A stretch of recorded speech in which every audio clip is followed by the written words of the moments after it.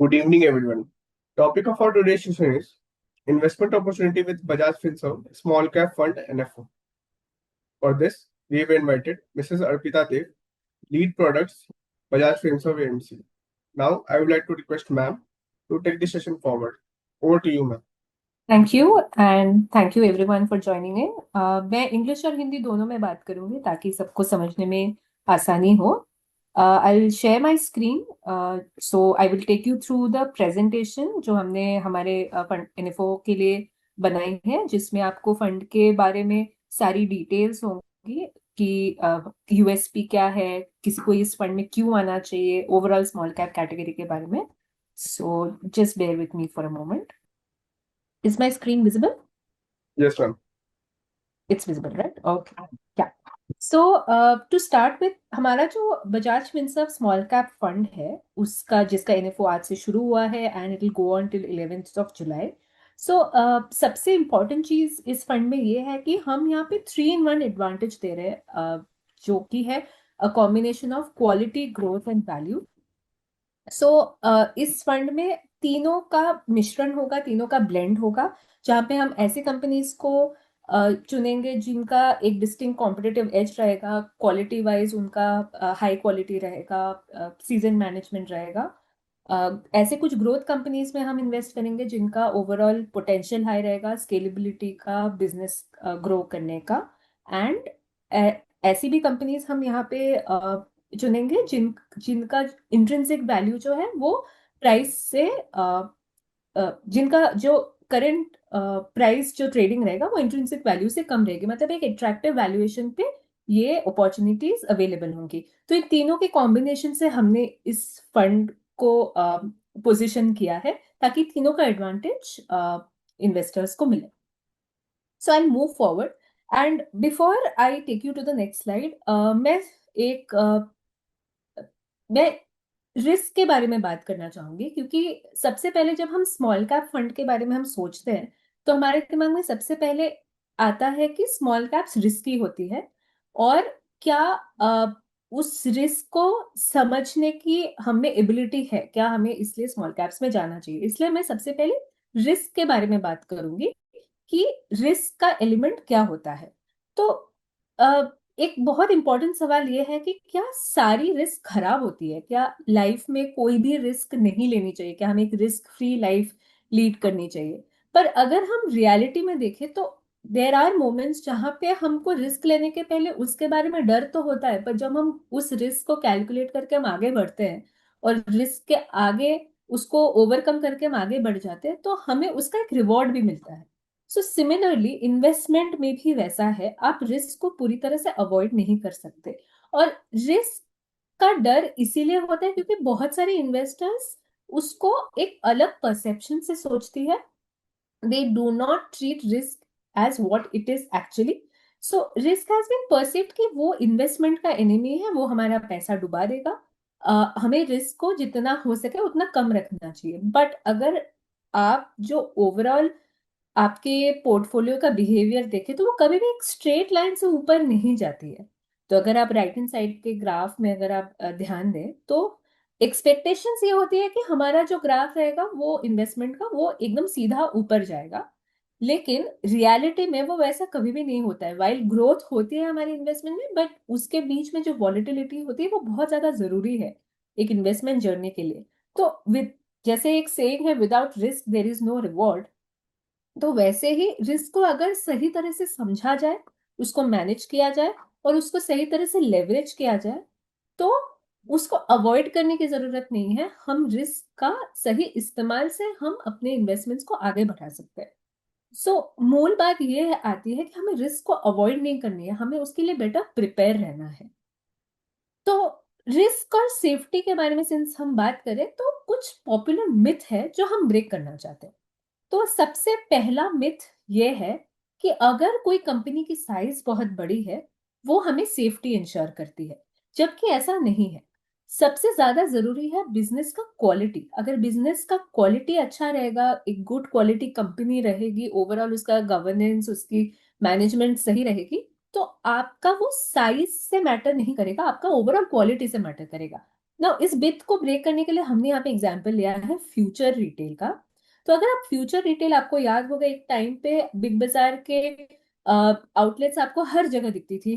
Tier 2 tier 3 cities में तक expand किया गया था।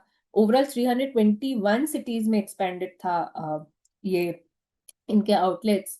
सो काफी बड़ी ब्रांड थी, बहुत एक्सपैंड किया, बहुत मतलब वो अपने आप को हर तरह रीच करने की कोशिश कर रहे थे। लेकिन अगर उसके कुछ साल बाद आप देखें तो 99% वेल्थ इरोजन हुआ था इस कंपनी के वजह से। 99% of wealth of investors got eroded. And stock peak से लेके ट्रफ तक जो करेक्शन है वो ऑलमोस्ट 57% था, जो बहुत सिग्निफिकेंट है किसी एक स्टॉक के लिए गिरना। और इन्वेस्टर्स का कितना पैसा गया होगा वो आप सोच सकते हैं। तो ये क्यों हुआ? बिकॉज इसके कुछ की रिस्क्स इग्नोर किए गए थे। While the company size seemed very big, कि वो लोग बहुत आगे बढ़ रहे हैं, बहुत अपने आप को एक्सपैंड कर रहे हैं, लेकिन वो जो एक्सपेंशन था वो अनचेक्ड था। जो कैपिटल वो एलोकेट कर रहे थे वो सही नहीं थी, वो पुअर एलोकेशन हो रही थी। और बहुत ज्यादा उन्होंने लेवरेज भी ले रखा था। तो ओवरऑल अगर हम देखें तो उसके जो की रिस्क है उसने ओवरकम कर लिया जो उनका ग्रोथ पोटेंशियल को। सो ओवरऑल जो बिजनेस क्वालिटी थी वो बहुत अच्छी नहीं थी, जबकि साइज बहुत ज्यादा था उनका। तो ये एक मिथ हमने यहाँ पे ब्रेक किया है। दूसरा मिथ ये है कि अगर हमें किसी कंपनी के बारे में बहुत अच्छे से पता है, वो हर घर घर में लोग उस कंपनी के बारे में जानते हैं, ऐसा कोई बच्चा बच्चा जानता है उस कंपनी के बारे में कि बहुत नामी कंपनी है, रिनाउंड कंपनी है, वो हमें सेफ्टी देगी। जबकि ऐसा नहीं है। गवर्नेंस बहुत ज्यादा जरूरी है। इसी चीज को सब्सटैंशिएट करने के लिए हमने यहाँ पे एग्जाम्पल लिया है सत्यम का। सत्यम आपको पता है कि एक टाइम पे एक बहुत मेजर आईटी प्लेयर हुआ करती थी इंडिया में। उनके एक one of the top 5 IT firms in fact माना जाता था। निफ्टी 50 का भी कॉन्स्टिट्यूएंट था सत्यम। और बहुत बड़ा ग्लोबल प्रेजेंस भी था। लेकिन जो जब वो स्कैम हुआ और जब उसका स्टॉक गिरा तो अराउंड 95% वेल्थ इरोजन हो गया। मतलब 523 से 23 या 20 ऑलमोस्ट 24 तक स्टॉक प्राइस गिर गया। तो आप सोच सकते हैं कितना बड़ा नुकसान हुआ है इन्वेस्टर्स का ड्यू टू दिस स्कैम। तो इसमें की रिस्क क्या इग्नोर हुए थे कि वो लोग अपने कैश बैलेंसेस को फैब्रिकेट कर रहे थे, वो लोग अपने अकाउंट स्टेटमेंट्स और ओवरऑल बैलेंस शीट को विंडो ड्रेस कर रहे थे, वो लोग प्रोमोटर फ्रॉड में इन्वॉल्व था, ओवरऑल अकाउंटिंग मैनिपुलेशन हो रहा था। तो ये सारे बहुत सारी रिस्क है जो इग्नोर की गई थी, जिसके वजह से investors have lost their money in Satyam. अभी तीसरा मिथ जो हम ब्रेक करना चाहते हैं वो ये है कि अगर कोई स्टॉक हमें अंडर वैल्यूड प्राइस में मिल रही है तो हमारे लिए वो कहीं ना कहीं आगे बढ़ेगी और हमारा पैसा बना देगी। जरूरी नहीं है। ग्रोथ फैक्टर रहना बहुत ज्यादा जरूरी है। वो बिजनेस ग्रोथ ओरिएंटेड होनी चाहिए, उसका एक लॉन्ग रनवे ऑफ ग्रोथ होना चाहिए, तो ही जाके आपका पैसा बनेगा। यहाँ पे हम लोग ने एग्जाम्पल लिया है श्रेय इंफ्रास्ट्रक्चर फाइनेंस कंपनी का, SREI श्रेय। तो इसमें हम देख सकते हैं कि इन इस कंपनी एक टाइम पे ये कंपनी काफी डीप डिस्काउंटेड प्राइस पे मिल रही थी। उनका ऐसे the company was positioned as a key lender in infrastructure, लेकिन काफी सस्ते में मिल रही थी ये स्टॉक। एंड उसी वजह से शायद बहुत लोगों को लगा होगा कि ये प्रॉमिसिंग इन्वेस्टमेंट है। लेकिन ये स्टॉक इवेंचुअली डीलिस्ट हो गई, क्योंकि ये एक वैल्यू ट्रैप था, उसका कोई रिकवरी स्टोरी नहीं थी। वो स्टॉक आगे कभी बढ़ी ही नहीं, उल्टा वो निकल गई। तो इसके क्या की रिस्क इग्नोर किए गए थे कि उनके एनपीएस बहुत ज्यादा बढ़ रहे थे। उनका एक बहुत कॉम्प्लेक्स फाइनेंशियल स्ट्रक्चर था, ट्रांसपेरेंसी एज सच नहीं थी, और बहुत सारे रेड फ्लैग्स थे रेगुलेटरी, और ओवरऑल जो गवर्नेंस था वो भी वीक था। तो ये सारी चीजें मिला के हमें ये समझ में आता है कि अ, जो रिस्क के अराउंड और सेफ्टी के अराउंड जो मिथ है वो किस तरह से हम ब्रेक कर सकते हैं कि हमारे लिए यहाँ पे ग्रोथ, सेफ, गवर्नेंस और क्वालिटी, ये तीनों चीजें बहुत ज्यादा जरूरी है, तो ही हम लोग अपने जो रिस्क है उसको डाउन प्ले कर सकते हैं। अभी और एक बड़ा पॉपुलर मिथ ये है कि small cap is equal to risk. अब इस मिथ को हम कैसे ब्रेक करेंगे? सबसे पहले स्मॉल कैप्स जो है, अगर आप देखें लास्ट 7 इयर्स में, तो 5x ग्रो हुआ है in terms of their market cap. तो अगर आप ओवरऑल देखें तो लार्ज कैप कुछ 15% सीएजीआर से बढ़ा है, मिड कैप अराउंड 22% सीएजीआर से बढ़ा है, लेकिन स्मॉल कैप अराउंड 28% सीएजीआर से बढ़ा है, जो जिसका ग्रोथ सबसे हाईएस्ट है अमंग लार्ज एंड मिड, अगर आप लार्ज एंड मिड से आप कंपेयर करें तो ये हमें बताती है कि ग्रोथ पोटेंशियल कितना ज्यादा है स्मॉल कैप्स में। Also small caps multi bagger returns देने का बहुत हाई पोटेंशियल रखता है। तो अगर हमने यहाँ पे दो सिनारियोज ली है। लेफ्ट में हमने दिखाया है returns from 2018 to 25 of Nifty 500 companies. उनको हमने ब्रैकेट किया है 25 to 50% के बीच में, 50 to 100% के बीच में, एंड ग्रेटर देन 100% के बीच के बेसिकली 100% के ऊपर कितने कंपनीज ने रिटर्न्स दिए। तो ये जो हमने नंबर्स यहाँ पे ली है, ये नंबर ऑफ कंपनीज है जिन्होंने इस ब्रैकेट में रिटर्न्स दिया है। तो अ, सबसे पहले मैं ये बताना चाहूंगी कि हमने ये दो सिनेरियोस क्यों लिए। 2018 टू 25 हमने इसीलिए लिया क्योंकि 2018 में स्मॉल कैप्स अच्छा कर रही थी, they were doing well, it was you could say that they were at a peak. सो हम लोग पीक से अब तक का रिटर्न्स दिखाने का यहाँ पे हमने कोशिश की है। और 2020 से 2025 हमने राइट में ली है बिकॉज बिकॉज 2020 में स्मॉल कैप्स गिरी थी, तो वहां पे हम बोल सकते हैं वो एक ट्रफ पीरियड था स्मॉल कैप्स के लिए। तो हम दोनों मार्केट साइकिल से हम दिखाना चाह रहे थे कि स्मॉल कैप्स किस तरह से किस तरह से स्मॉल कैप कंपनीज ने रिटर्न्स दी है। तो अगर आप पीक से लेके अब तक देखें तो एक कंपनी ने 100% के ऊपर रिटर्न दी है, एक स्मॉल कैप कंपनी ने। 6 स्मॉल कैप कंपनीज ने 50 to 100% के बीच में रिटर्न्स दिया है, और 44 स्मॉल कैप कंपनीज ने 25 to 50% के बीच में दिया है। तो आप देख सकते हैं तीनों ब्रैकेट्स में स्मॉल कैप्स कंपनीज ने ही, ज्यादातर स्मॉल कैप कंपनीज ने ही ये रिटर्न्स दी है। अगर हम लार्ज और मिड से कंपेयर करें तो सिमिलरली अगर हम ट्रफ से कंपेयर करें, सो 100% के ऊपर 11 कंपनीज ने रिटर्न्स दिया है, 11 स्मॉल कैप कंपनीज ने। 46 स्मॉल कैप कंपनीज ने 50 to 100 के बीच में रिटर्न्स दिया है, और 64 स्मॉल कैप कंपनीज ने 25 to 50% के बीच में रिटर्न्स दिया है। अगेन अगर हम ट्रफ से देखें तो भी स्मॉल कैप कंपनीज का ही नंबर ज्यादा है in these brackets as compare to large and mid. इससे हमें ये पता चलता है कि small cap companies have the highest potential to give multi bagger returns as compare to large and mid caps.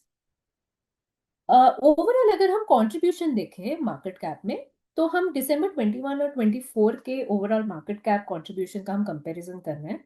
तो यहाँ पे हम ये देख सकते हैं कि स्मॉल कैप कंपनीज दिसंबर 21 में around 14% of the overall market cap contribution कर रही थी, जबकि इन दिसंबर 2024 ये बढ़ के 20% हो गई। इसका ये मतलब है कि ओवरऑल मार्केट कैप में स्मॉल कैप्स का कंट्रीब्यूशन 20% है।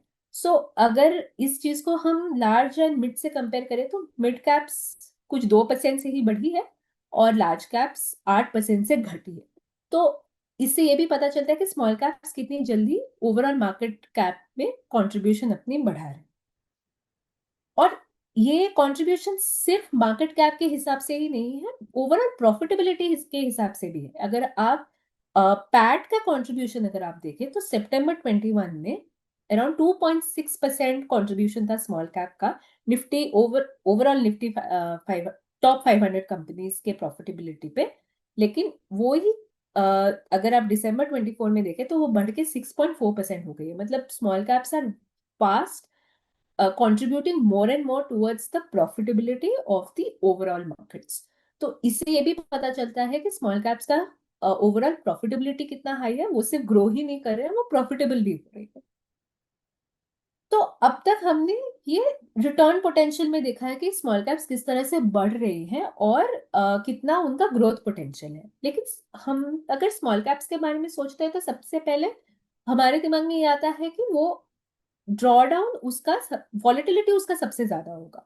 तो उसी चीज को हम यहाँ ये दिखा रहे हैं कि अगर हम लार्ज मिड और स्मॉल में कंपेयर करें तो डेफिनेटली स्मॉल कैप्स का वॉलेटिलिटी सबसे ज्यादा है। लेकिन राइट हैंड साइड में जो ग्राफ है वहां पे हमने कंपेयर किया है निफ्टी स्मॉल कैप 250 और निफ्टी स्मॉल कैप 250 क्वालिटी 50, यानी वो 250 कंपनीज में से हम क्वालिटी ओरिएंटेड 50 कंपनीज को हम यहाँ पे दिखा रहे हैं। और हम यहाँ पे देख सकते हैं कि क्वालिटी 50 इंडेक्स का जो वॉलेटिलिटी है वो ओवरऑल स्मॉल कैप 250 से काफी हद तक कम है। तो इससे हमें ये समझ में आता है कि स्मॉल कैप्स में बहुत जरूरी है एक राइट एक्टिव मैनेजमेंट की, जो जिसके थ्रू सही स्टॉक्स को पिक किया जाए, क्वालिटी ओरिएंटेड स्टॉक्स को पिक किया जाए, फिर आपका डाउनसाइड भी प्रोटेक्टेड रहेगा। यू वाइल आपको अपसाइड तो मिल ही रहा है, पर आपका डाउनसाइड प्रोटेक्शन भी जरूरी है। और उसके लिए इंपॉर्टेंट है एक्टिव मैनेजमेंट जो सही से आपके लिए क्वालिटी स्टॉक्स पिक करे। अभी हम देखते हैं कि अपॉर्चुनिटीज क्या क्या है स्मॉल कैप्स में। तो अगर हम लार्ज कैप से कंपेयर करें, यहाँ पे हमने बीएसई 100 इंडेक्स लिया है, बीएसई 250 स्मॉल कैप इंडेक्स लिया है। सो यहाँ पे अगर आप देखें तो स्मॉल कैप्स में अपॉर्चुनिटीज कई ज्यादा है। तो जिन सेक्टर्स को हमने हाईलाइट किया है वहां हम देख सकते हैं कि स्मॉल कैप्स की जो कंपनीज है इन पर्टिकुलर सेक्टर्स में वो लार्ज कैप से कई ज्यादा है, यानी कि वो बहुत ज्यादा अपॉर्चुनिटीज दे रही है इन्वेस्टमेंट का। And also small caps 21 sectors को कवर करी, जबकि लार्ज कैप 17 सेक्टर्स को ही कवर कर रही है। तो 4 सेक्टर्स में ज्यादा कवरेज है स्मॉल कैप्स का। और ओवरऑल भी अगर आप अपॉर्चुनिटीज देखें तो वो अपॉर्चुनिटीज का गैप काफी ज्यादा ज्यादा दिख रहा है। सो अभी क्वेश्चन ये है कि आपको समझ गया है कि स्मॉल कैप्स में आपको किस तरह का रिटर्न पोटेंशियल मिलेगा और कैसे आप उसको अप्रोच करेंगे। बट आप स्मॉल कैप्स में अभी क्यों इन्वेस्ट करना चाहेंगे, उस चीज को आगे कवर करें। सबसे पहले यह है कि स्मॉल कैप्स में ऐसे बहुत सारी कंपनीज हैं जो अपने अपने सेगमेंट्स में लीडर्स हैं। या तो वो सबसे हाईएस्ट मार्केट शेयर में है, या वो टॉप 3 हाईएस्ट मार्केट शेयर में है। ऐसे बहुत सारी कंपनीज हैं जिसके बारे में हमें नहीं पता है, क्योंकि हमें कभी रियलाइज ही नहीं होता है कि ये स्मॉल कैप्स है, जबकि अपने अपने सेगमेंट में वो मार्केट लीडर्स है। तो ऐसे अगर हम देखें तो वो अपने साइज में भले ही छोटे हो, पर वो अपने इम्पैक्ट में छोटे नहीं है, वो एवरीडे लीडर्स हैं। एंड इनके बारे में आपको यूजुअली आपके दिमाग में ये मोस्ट ऑफ दीज ब्रांड्स आपके दिमाग में होगी, पर आपको कभी स्ट्राइक नहीं किया होगा कि ये स्मॉल कैप्स है जबकि अपने अपने सेगमेंट्स में ये लीड कर रहे हैं। तो ये जितने भी कंपनीज हम यहाँ पे दिखा रहे हैं ये हम ऑलरेडी हमारे एग्जिस्टिंग पोर्टफोलियोज में होल्ड कर रहे हैं।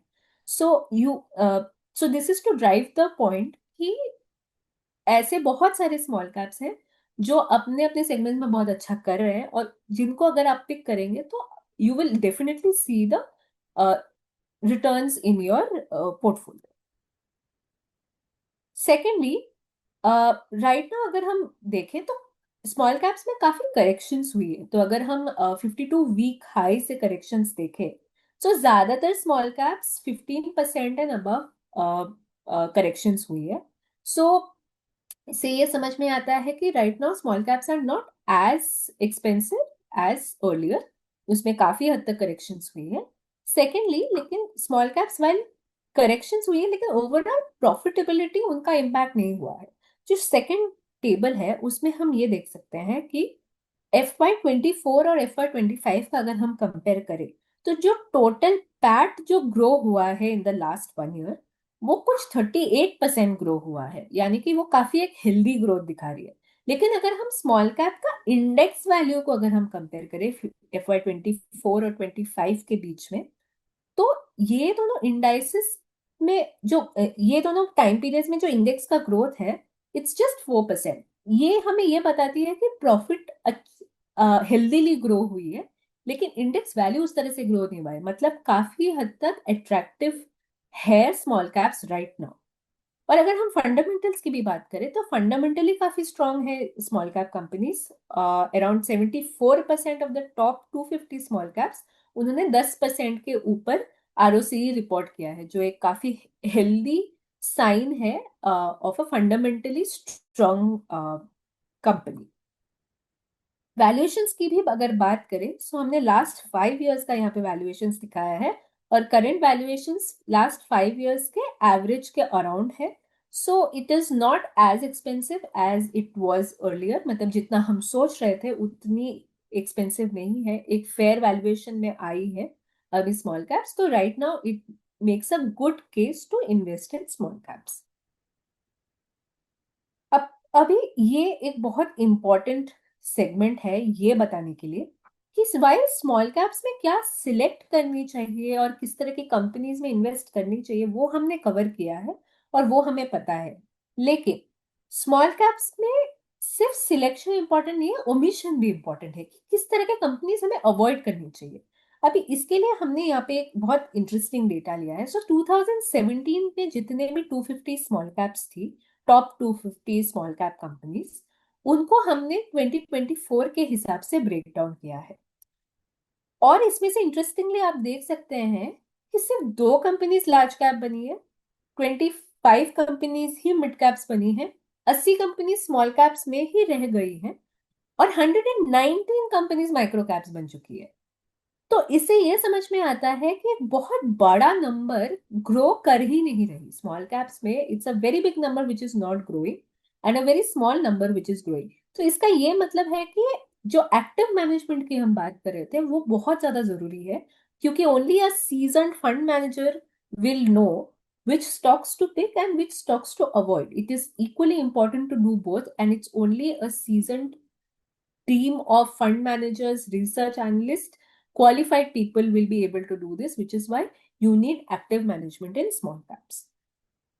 Also, small caps एक अच्छे पोजीशन में है टू लेवरेज आईपीओस, बिकॉज सबसे ज्यादा आईपीओ स्मॉल कैप्स में ही आती है। और अगर हम उनका रिटर्न्स देखें ईयर ऑन ईयर, तो स्मॉल कैप के जो आईपीओस हैं वो ज्यादा रिटर्न्स दे रही हैं on a year on year basis among large and mid caps. तो ये भी एक अच्छा अपॉर्चुनिटी है for small caps to grow. So now we will be talking about our fund specifically. हम हमारे Bajaj Finserv small cap fund के strategy के बारे में बात करेंगे। जैसे कि मैंने पहले शुरू में ही कहा था कि यहाँ पे हम तीन स्ट्रेंग्स का ब्लेंड ला रहे हैं, क्वालिटी, ग्रोथ एंड वैल्यू। इन तीनों का इक्वल इंपॉर्टेंस रहेगा इन द फंड। सो इस चीज को कवर करने के लिए हमने कुछ 5 पिलर्स आइडेंटिफाई की है जो हमारा ओवरऑल अप्रोच में रहेगा। सबसे पहला है क्वालिटी। क्वालिटी कंपनीज यानी कि जिनके फंडामेंटल्स काफी अच्छे हैं, साउंड है, स्ट्रांग है, उनकी अर्निंग्स काफी कंसिस्टेंट रही है, हेल्दी रही है, और ओवरऑल एक सस्टेनेबल कंपटीटिव एडवांटेज उन कंपनीज में है। ग्रोथ को कंपनीज जहां एक लॉन्ग रनवे है ग्रोथ का, उनका बिजनेस मॉडल सब सस्टेनेबल है, उनका जो ओवरऑल विजन है वो लॉन्ग टर्म जो विजन है वो ग्रोथ ओरिएंटेड है। अंडर वैल्यूड अपॉर्चुनिटीज तीसरा पिलर है, जहां पे ऐसे स्टॉक्स को पिक किया जाएगा जो अपने इंट्रिंसिक वैल्यू के नीचे ट्रेड कर रही हैं, उनके फंडामेंटल्स बहुत स्ट्रांग है बट कुछ टेम्पररी मिस प्राइसिंग की वजह से अट्रैक्टिव है, और टर्न अराउंड बिजनेसेस जो अपने आप को बदल रही है और उस टेम्पररी फेज में उन वो they are available at attractive valuations. चौथा पिलर है leadership, which is very important कि जैसे कि हमने कुछ स्लाइड्स पहले ही देखा था, हम लोग ऐसे कंपनीज में इन्वेस्ट करेंगे जो अपने अपने कैटेगरीज में they are emerging leaders, they are one of the market leaders and they are doing well in their own segments, they are dominant in their niche segments और उनका मार्केट शेयर ज्यादा है। पांचवा पिलर है governance. Governance भी बहुत ज्यादा जरूरी है when you are talking about small cap companies, क्योंकि small cap companies under research होती हैं, एनालिस्ट कवरेज कम रहता है, इसीलिए स्मॉल कैप्स में गवर्नेंस स्ट्रांग होना और ट्रांसपेरेंट प्रैक्टिसेस फॉलो करना जरूरी है, तभी हमें उसके बारे में पता चलेगी। सो हम ऐसे कंपनीज को पिक करेंगे जहाँ पे प्रैक्टिसेस एंड ओवरऑल जो उनका उनका अप्रोच है वो ट्रांसपेरेंट रहे, they are run by season management, और उनका जो ओवरऑल इंटरेस्ट है वो प्रोमोटर इंटरेस्ट से अलाइंड रहे। अभी एक बहुत इंपॉर्टेंट क्वेश्चन है कि स्मॉल कैप्स तो बहुत सारे हैं but why Bajaj Finserv small cap fund. यहाँ पे मैं लाना चाहती हूँ ये पॉइंट कि हमारे पास ऑलरेडी स्मॉल कैप्स मैनेज करने का एक्सपर्टीज है। हाउ इज द एक्सपर्टीज, वो मैं आपको यहाँ पे बताती हूँ। सो हमारे एग्जिस्टिंग फंड्स में हम लोग ऑलरेडी होल्ड कर रहे हैं around 78 unique small cap stocks, जो एक काफी बड़ा यूनिवर्स है स्मॉल कैप स्टॉक्स मैनेज करने का। इससे ये समझ में आती है कि we understand small caps, we are picking the right small caps and we are already expert in managing them. Secondly, जो सबसे इंपॉर्टेंट पॉइंट है यहाँ पे, हम हमारे 3 फंड का यहाँ पे एग्जांपल्स दिखा रहे हैं। हमारा flexi cap fund, large and mid cap fund और multi cap fund. Flexi cap fund जो कि मेगा ट्रेंड्स अप्रोच फॉलो करती है एंड ग्रोथ ओरिएंटेड है। Large and mid cap fund जो मोट स्ट्रैटेजी फॉलो करती है, जो क्वालिटी ड्रिवन है। और मल्टी कैप फंड जो कॉन्ट्रेरियन इन्वेस्टमेंट स्ट्रैटेजी फॉलो करती है, जो वैल्यू ओरिएंटेड है। अभी इन तीनों में हमने सिलेक्शन क्राइटेरिया लिया था। फ्लेक्सी कैप के लिए 3 year growth of the stocks, large and mid cap के लिए लिया था 1 year ROCE which shows the quality of the stocks, and multi cap में हमने क्राइटेरिया लिया था 1 ईयर फॉरवर्ड PB रेशियो, जो हमको वैल्यूएशन के बारे में बताएगी। अभी इनके हिसाब से जो ये सबसे लास्ट कॉलम में जो नंबर्स है, फ्लेक्सी कैप में जितने भी स्मॉल कैप स्टॉक्स हैं उनका 3 ईयर CAGR ग्रोथ अगर हम वेटेड एवरेज देखें तो 30.45% है, जो एक काफी अच्छा नंबर दिखाती है। It is shows that these stocks are growth oriented. अगर हम लार्ज एंड मिड कैप में देखें तो 1 ईयर ROCE का जो वेटेड एवरेज नंबर है वो 23.97% है। वो काफी हेल्दी ग्रोथ दिखाती है, समझ में आ रहा है कि ये स्टॉक्स क्वालिटी ओरिएंटेड है। और मल्टी कैप में जो हमारा 1 ईयर फॉरवर्ड PB रेशियो आ रहा है वो 4.73 आ रहा है, which shows that somewhere around fair valuation है। एंड इन तीनों पोर्टफोलियोज में हम होल्ड करें अराउंड 37, 13 और 35 स्टॉक्स, जो काफी सिग्निफिकेंट नंबर बताती है। तो इन सबका नंबर से हमें ये समझ में आता है कि ये अपने अपने स्टाइल्स के साथ अलाइंड है, और स्मॉल कैप्स को भी उसी स्टाइल से अलाइन किया हुआ है और पिक किया गया है। तो इससे ये समझ में आ रहा है कि हमें ऑलरेडी पता है कि हमें किस टाइप का स्मॉल कैप्स पिक करनी चाहिए, कौन से स्मॉल कैप्स किस स्टाइल ओरिएंटेशन में आना चाहिए, एंड इन तीनों का ब्लेंड हम ऑलरेडी हमारे स्मॉल कैप फंड में हमें देखने मिलेगा। दूसरा पॉइंट ये है why Bajaj Finserv small cap, कि हमें पता है कि स्मॉल कैप्स में कब कैसे एलोकेट करना चाहिए। अगर आप हमारा फ्लेक्सी कैप फंड में देखें तो हमने स्ट्रेटेजिकली Jan 25 से हमारा एलोकेशन बढ़ाना शुरू किया है। हमें पता है कि कहाँ घटाना है और कहाँ बढ़ाना है, और जो कि हम बता रहे कि right now it's a good time to invest in small caps, we have also shown it in our existing portfolio कि हम वहां पे भी ऑलरेडी हमारा स्मॉल कैप एलोकेशन बढ़ाना हमने शुरू कर दिया, ये आगे और बढ़ेगी। सो अगर आप फ्लेक्सी कैप में देखें तो भी हम January 25 से बढ़ा रहे हैं, और अगर हम लार्ज एंड मिड कैप में देखें उसमें भी हम January 25 से हमारा स्मॉल कैप एलोकेशन बढ़ा रहे हैं। इससे हमारा जो ओवरऑल एक्सपर्टीज है to understand small caps and understand their timing, it is proven through these 2 data points. तीसरी बात यह है कि हम लोग हमारे फंड में रिस्क को अवॉइड नहीं करेंगे, रिस्क को मिटिगेट करेंगे। तो यहाँ पे कुछ रिस्क हमने लिस्ट डाउन की हुई है, और उनको हम किस तरह से अप्रोच करेंगे कि हम इन रिस्क को मिटिगेट करें। सो कुछ की पॉइंट्स मैं यहाँ पे बस बोल देती हूँ। वो है कि फोरेंसिक चेक्स, हम डिटेल फोरेंसिक चेक्स करेंगे कंपनीज का, जिससे हमें इंफॉर्मेशन अगर कोई गैप है वो हमें पता चलेगा। इंफॉर्मेशन गैप्स इसीलिए होती है क्योंकि लो एनालिस्ट कवरेज होता है। अगर हमारे कोई गवर्नेंस कंसर्न्स है तो उससे हमें प्रोमोटर की बैकग्राउंड चेक्स करने पड़ेंगे, वो जरूरी है। कैपिटल मिस एलोकेशन का जो रिस्क है वो, उसके लिए कैपिटल एफिशिएंसी पे ध्यान देना पड़ेगा, और एक strong ROC ROE track record पे ध्यान देना पड़ेगा। अगर हाई लेवरेज का रिस्क लग रहा है तो एक हेल्दी बैलेंस शीट के पे ध्यान देना पड़ेगा, और ये जरूरी है कि इंटरेस्ट कवरेज रेशियो भी हेल्दी रहे। अगर हम बिजनेस कंसंट्रेशन का रिस्क अगर हम बात करें तो जरूरी है कि जो रेवेन्यू मॉडल्स है वो रोबस्ट रहे, और अगर किसी एक सिंगल प्रोडक्ट क्लाइंट या ज्योग्राफी पे अगर ओवर डिपेंडेंस है तो उसको हमें आइडेंटिफाई करना। हमारा जो फंड है वो हम इनक्यूब के हिसाब से, जो इनक्यूब हमारा इन्वेस्टमेंट फिलोसफी है, हम हमारे फंड को स्ट्रक्चर करेंगे to on the basis of InQuBe, which is a combination of information, quantitative and behavioural edge. इन तीनों फैक्टर्स को कंसिडर किया जाएगा when we build our portfolio. So हमारा जो ओवरऑल इक्विटी इन्वेस्टमेंट प्रोसेस है उसको फॉलो किया जाएगा, जहाँ पे 3 स्टेप्स है, जहाँ हम आइडेंटिफाई करेंगे एनालाइज करेंगे, एक इन्वेस्टमेंट चेकलिस्ट होगा और उसके हिसाब से एलोकेशन किया जाएगा। जो हमारा पोर्टफोलियो क्रिएशन प्रोसेस है वो मैं थोड़ा समझा देती हूँ। तो हमारा जो ओवरऑल यूनिवर्स है स्टॉक्स का, वो कुछ 1150 स्टॉक्स है। Basically these are the stocks which are above 2000 crore of market cap. उसमें से कुछ 900 स्मॉल कैप स्टॉक्स हैं, एंड उन 900 स्मॉल कैप स्टॉक्स में से 300 टू 400 स्टॉक्स को कवर किया जाएगा। And after analysing 300 to 400 stocks, we will be picking 40 to 100 stocks for our portfolio. Post investment में रिव्यू किया जाएगा। This is also part of our equity investment process. उसमें investment को मॉनिटर किया जाएगा, रेगुलरली इवेल्युएट किया जाएगा, और उस हिसाब से एग्जिट स्ट्रैटेजी बनाई जाएगी so that the fund generates alpha. अभी हम क्योंकि एक्टिव मैनेजमेंट के बारे में काफी बात कर रहे थे कुछ देर पहले, एक्टिव मैनेजमेंट के लिए जरूरी है कि एक सीजन टीम हो जिसका मल्टी डोमेन एक्सपर्टीज हो। तो ये हमारा ओवरऑल इन्वेस्टमेंट टीम का स्ट्रक्चर है, जहां पे it's a 26 member team with a combined experience of 267 years. काफी एक्सपर्ट और एक्सपीरियंस टीम है with multi domain expertise. And इसमें सबसे इंपॉर्टेंट है कि जो रिसर्च एलिमेंट है उसमें हम चार चीजों को कवर करें।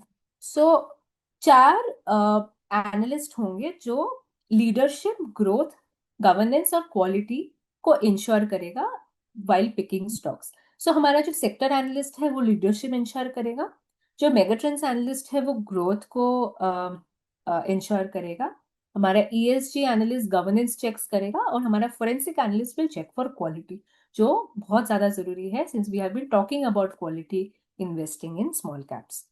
सो क्वालिटी को इंश्योर करने के लिए फॉरेंसिक रिसर्च का जो प्रोसेस है वो मैं इसमें थोड़ा सा हाईलाइट कर दूंगी कि देर आर वहाँ पे कुछ स्टेप्स होंगे। जैसे कुछ इनिशियल स्क्रीनिंग्स होगी जहाँ पे ओवरऑल ग्रोथ देखा जाएगा, ऑडिटर्स की अगर कुछ चेंजेस वगैरह है वो सब देखा जाएगा। तो एक रिस्क मॉडल के ऊपर ध्यान दिया जाएगा। फिर अकाउंटिंग क्वालिटी वगैरह देखी जाएगी, बैलेंस शीट हेल्दी है कि नहीं, क्रेडिबल है कि नहीं, प्रोमोटर का इंटेंट क्या है, बोर्ड के प्रैक्टिसेस सही है, ट्रांसपेरेंट है कि नहीं, ऑडिटर का क्वालिटी, रिपोर्टिंग ट्रांसपेरेंसी, ये सारी चीजें एक फोरेंसिक एक्सपर्ट, एक फोरेंसिक रिसर्च एनालिस्ट इंश्योर करेगी, जो इन टर्न ये इंश्योर करेगा कि सिर्फ क्वालिटी कंपनीज को ही हम अब हमारे इसमें इन्वेस्ट करें। तो अगर हम समराइज करें, सबसे पहले हमने रिस्क के बारे में बात की थी, जहाँ पे एक रिस्क के कुछ परसेप्शंस हमने तोड़े, और हमने ये बोला कि स्मॉल कैप्स सिर्फ रिस्की नहीं है, स्मॉल कैप्स में ग्रोथ पोटेंशियल बहुत ज्यादा है, और अगर आप क्वालिटी स्मॉल कैप्स में इन्वेस्ट करेंगे तो आपका जो डाउनसाइड रिस्क है वो भी प्रोटेक्टेड रहेगा। फिर वाई स्मॉल कैप्स नाउ, क्योंकि हम देख चुके हैं कि करेक्शंस हुए, मेजर करेक्शंस हुई है, लेकिन प्रॉफिटेबिलिटी और फंडामेंटल्स इंटैक्ट है।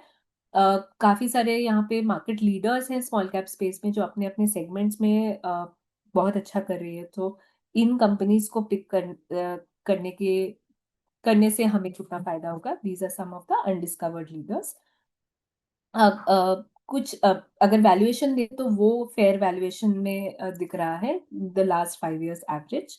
और अगर हम हमारे फंड के बारे में बात करें कि why our fund, so we have already proven our expertise in small cap. We have a combined strategy of quality, growth, and value.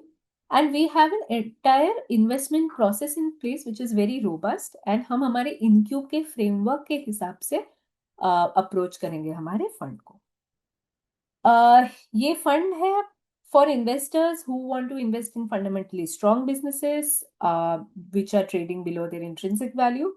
ऐसे बिजनेसेस जो क्वालिटी स्मॉल कैप्स हैं और उनका गवर्नेंस अच्छा है, अगर ऐसे कंपनीज में इन्वेस्टर्स को इन्वेस्ट करना है तो if they want to diversify their portfolio by adding small caps ताकि ग्रोथ पोटेंशियल ज्यादा हो ओवरऑल पोर्टफोलियो का, then if they are looking to build their wealth by capturing small cap over time. So in investors के लिए fund सही है। कुछ basic details के थ्रू मैं आपको लेके जाती हूँ। हमारे फंड मैनेजर रहेंगे मिस्टर निमेश चंदन जो हमारे सीआईओ है, एंड मिस्टर सौरभ गुप्ता जो हमारे हेड ऑफ इक्विटी है। ये हमारे इक्विटी पोर्शन संभालेंगे। डेट पोर्शन में मिस्टर सिद्धार्थ चौधरी रहेंगे जो हमारे हेड ऑफ फिक्स्ड इनकम है। फंड का बेंचमार्क होगा BSE 250 स्मॉल कैप TRI। और NFO आज से शुरू हुई है which is 27 June and it will go on till 11 जुलाई। सो मैं यहाँ पे अभी पॉज करती हूँ। अगर आपके पास कोई भी क्वेश्चंस है I will be happy to answer. Thank you ma'am. अब वक्त है क्वेश्चन एंड आंसर राउंड का। मैं सभी पार्टिसिपेंट से रिक्वेस्ट करूंगा कि वो अपना क्वेश्चन एक एक करके चैट बॉक्स में टाइप करके पूछ सकते हैं।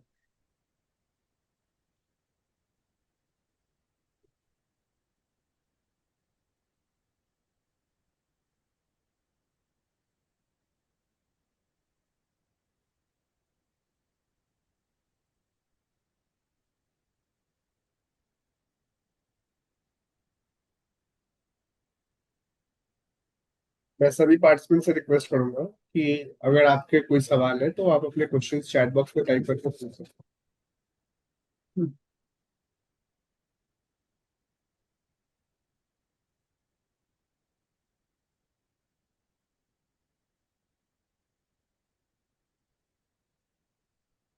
Question ma'am. एग्जिट लोड है up to 10% of units held मिल रहेगा। और रिमेनिंग 90% ऑफ यूनिट्स के लिए 1% एप्लीकेबल होगा अगर विद इन 6 मंथ्स आप रिडीम करें तो। अगर आफ्टर 6 मंथ्स आप रिडीम कर रहे हैं तो फिर there is no exit load. Ma'am, there is another question from Baswaraj ji that what would be the ideal holding period for the clients? देखिए आइडियल होल्डिंग पीरियड मैं बोलूंगी 5 years and above. It's a small cap fund. इसमें risk obviously comparatively ज्यादा है। सो अगर holding period आप 5 years से नीचे रखेंगे तो शायद आपको उस तरह के आपके एक्सपेक्टेशंस के हिसाब से आपको रिजल्ट ना मिले। So 5 years is going to be an ideal time to hold this fund.